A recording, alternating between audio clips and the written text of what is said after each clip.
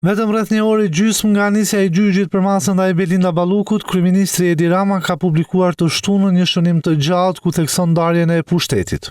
Për këtë është rikthyer te figura e jurisit amerikan Robert Jackson, ish prokurori i përgjithshëm i Shteteve të Bashkuara të Amerikës dhe arkitekt i akuzës në gjyqin e Nurembergut.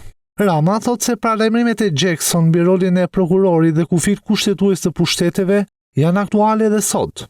Sipas tij, mësimet e Jackson shërbejnë si udhërrëfyes për drejtsinë e pavarur dhe për rolin midis pushtetit politik dhe institucioneve të drejtësisë.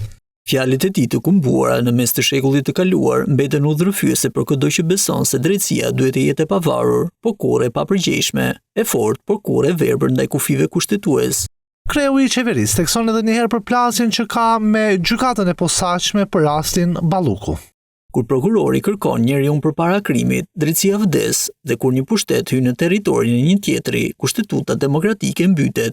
Kryeministri flet në shkrimin e tij dhe për marrëdhënien që ka pushteti për të pranuar vendimet e gjykatave, ndërsa thotë se shpreha më lapidare e prokurorit amerikan është se pushteti nuk ka qenë kurrë më i denjë se sa në çastin kur pranon të nënshtrohet gjykimit të një drejtësie të pavarur. Ky shënim i kreut të qeverisë vjen teksa i ka dorëzuar në gjykatën kushtetuese kërkesën për sqarimin e kompetencave të GKK-s, e cila ka vendosur pezullimin e zëvendësës së tij Belinda Balluku, ndërsa vetë Rama tha se gjykata ka ndërhyrë në kompetencat e kreut të qeverisë.